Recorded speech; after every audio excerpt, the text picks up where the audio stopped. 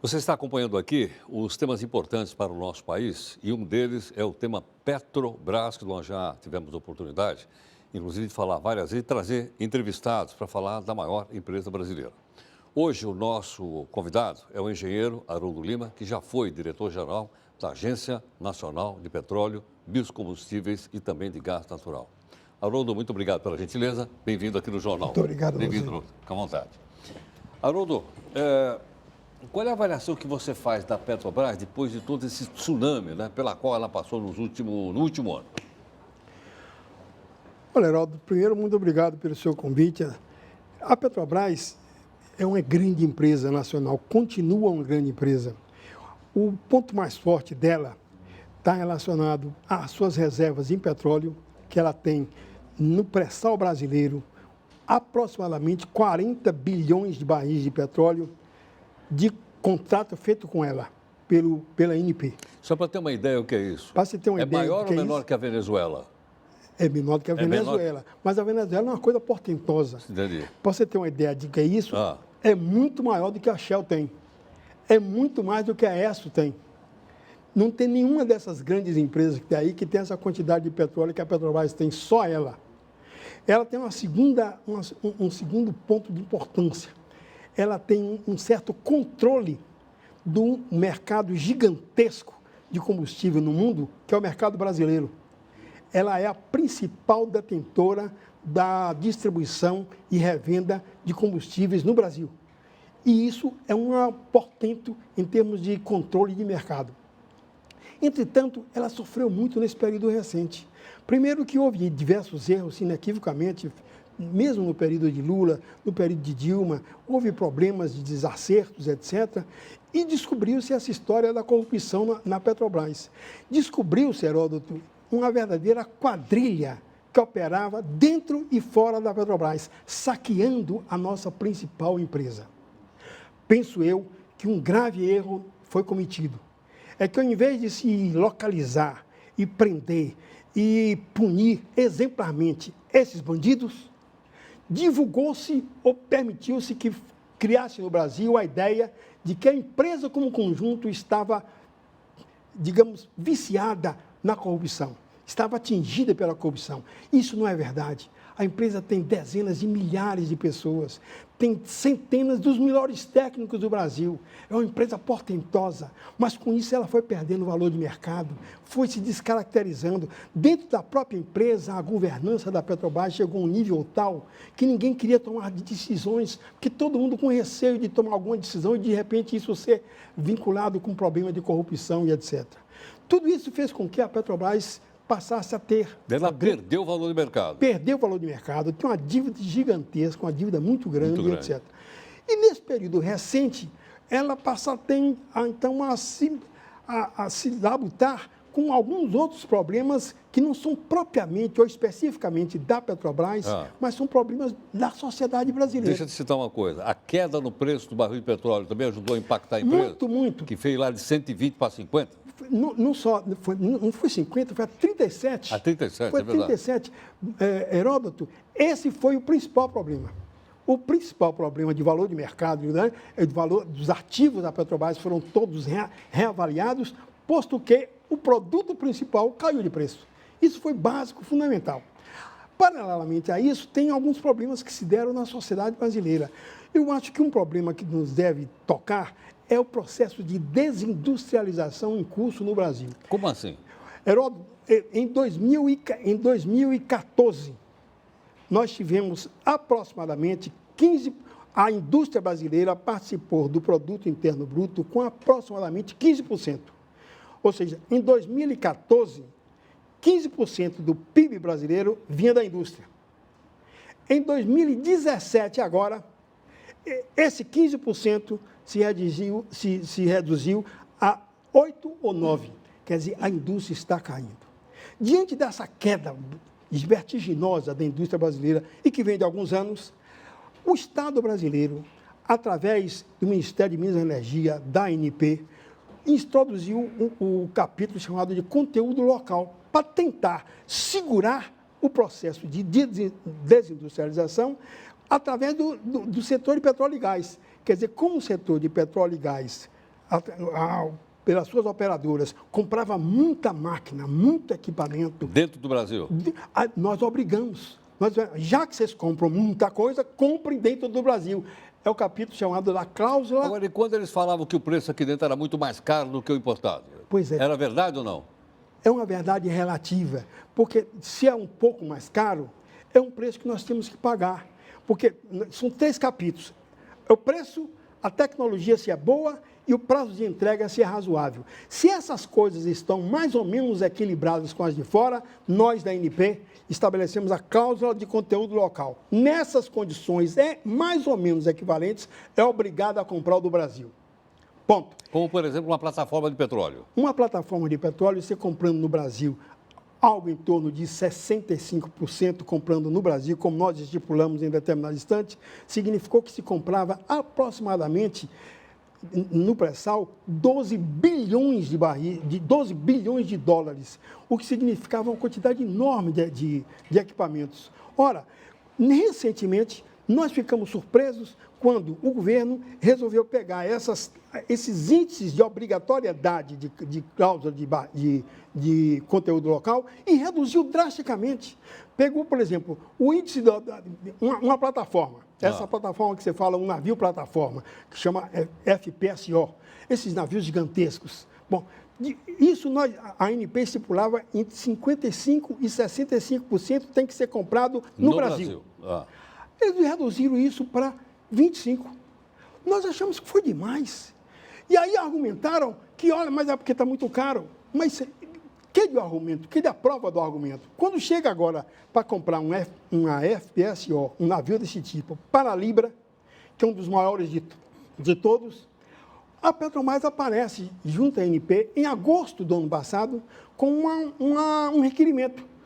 Requeremos que a ANP concorde em que nós não paguemos nada de conteúdo local. Ora, peraí, sair de 55 para 25 já é demais. Sim. Sair de 55 para 0 já é uma coisa espantosa. Quer dizer, aí você poderia comprar em qualquer lugar do mundo. Pode comprar em qualquer lugar do mundo. E não necessariamente gastar o dinheiro internamente. Não necessariamente gastar o dinheiro, o que significa comprar lá fora, exportar empregos, exportar máquinas, tudo lá para fora.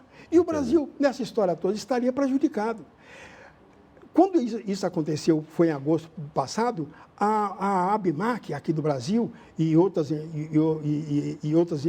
entidades de empresários brasileiros entraram com um recurso junto à Justiça para dizer não pode.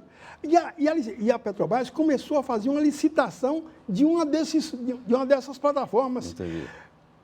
Heródoto, a licitação tinha nenhum brasileiro. Nenhuma empresa brasileira, longe de ser o conteúdo local que obrigava algumas empresas brasileiras a terem que participar, eles retiraram todas as empresas brasileiras. Aí ela sofreu uma forte concorrência das empresas internacionais. As empresas internacionais entraram sozinhas. Entendi.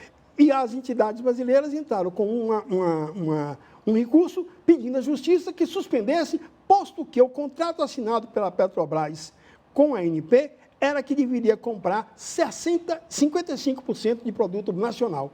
E não estava comprando nada. O juiz então mandou suspender a licitação. A Petrobras recorreu, ganhou, e a situação atual é que vai ter no dia 18 de abril uma importante audiência na ANP, na qual vai se decidir isso. A ANP vai concordar em que a Petrobras compre uma grande plataforma sem nada nacional ou faz prevalecer a cláusula de conteúdo local que ela tem que comprar no Brasil. Haroldo, a gente vai continuar conversando aqui um instantinho, tudo bem? Pois não. Olha, nós estamos conversando então aqui com o nosso convidado, que é o engenheiro Haroldo Lima, da agência, já foi da Agência Nacional do Petróleo, explicando para a gente um ponto importante da economia brasileira, que é o conteúdo nacional nas encomendas da maior empresa brasileira, que é a Petrobras. Rápido intervalo, já já a gente vai voltar aqui também com outras notícias. Até já.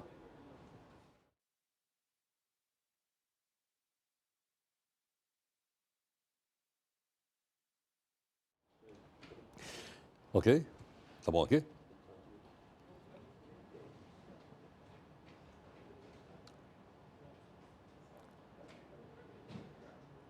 Tá valendo? Valendo?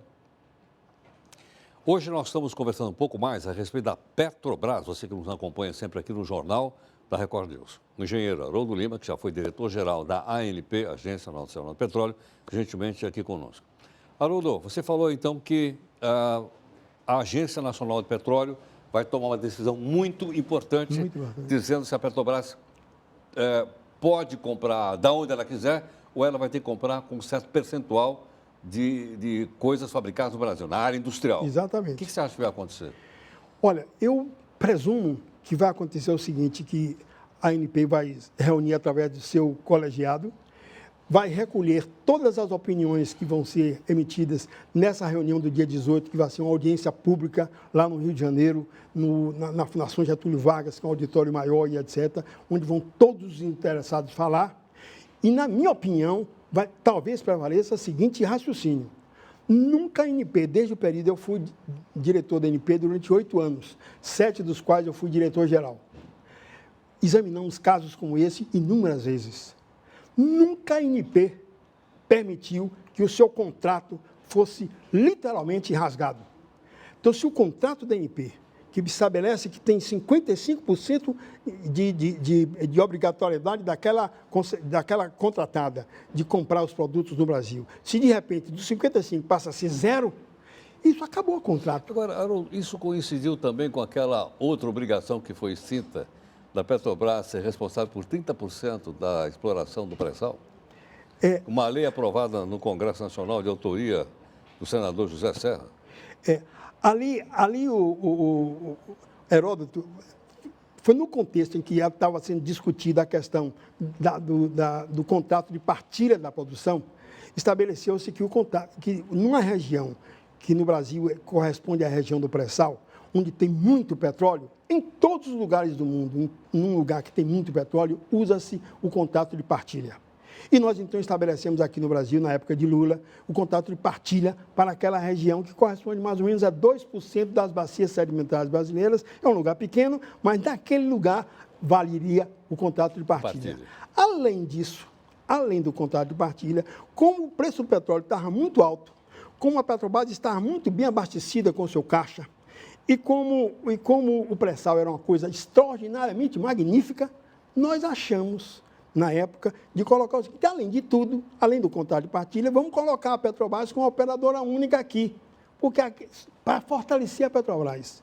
Com o passar do tempo, o preço do petróleo caiu brutalmente, a Petrobras passou a ficar muito enfraquecida e, por conseguinte, seria muito custoso para ela entrar como operadora única em cada bloco, porque a operadora única significa que vai ter que entrar com 30% de ônus e receber 30% de bônus, pelo menos. Mas o 30% de ônus em cada bloco é muito caro. Muito dinheiro. Aí nós achamos que essa proposta do Serra, eu pessoalmente achei que a proposta do Serra ia num rumo razoável desde que ela fosse ajustada. E propus ao Senado.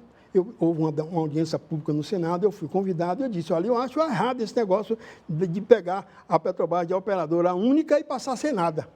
Eu proponho o seguinte: não seja operadora única por causa das condições que mudaram, mas que ela tenha a credencial de escolher a área em que ela ser operadora. Então, ela passou a ser operadora preferencial, ou seja, ela escolhe o local onde ela quer ser operadora.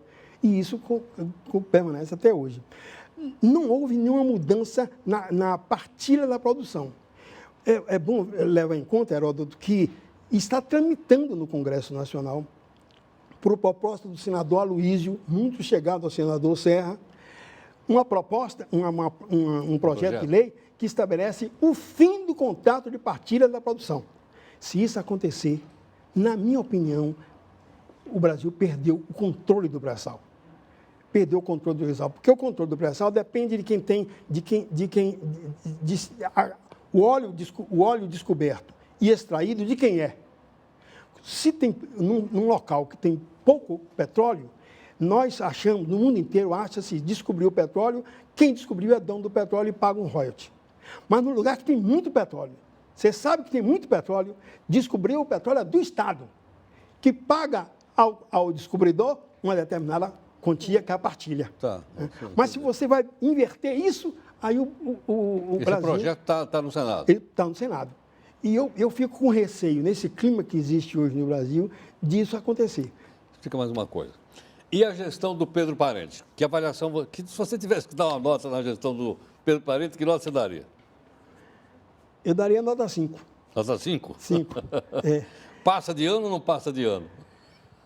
Ele ainda vai disputar, Passa porque raspando. isso por enquanto, porque depende dessa posição. Por exemplo, Sei. a posição dele, a posição que a Petrobras está defendendo agora, de aniquilar a cláusula de contrato de Porque nós estamos vendo que conteúdo no local, país, isso é nós horrível. estamos vendo no país que há uma, vamos dizer assim, uma macroeconomia em direção a um capitalismo liberal, Sim. né? E a menos participação possível do Estado na economia. Isso está claro para todo É, mundo, a gente sim. já explicou isso aqui É um várias vezes. neoliberalismo exacerbado. Na verdade ou não? É. Então, quer dizer, se continuar nessa direção, Se continuar nessa direção, piora a situação.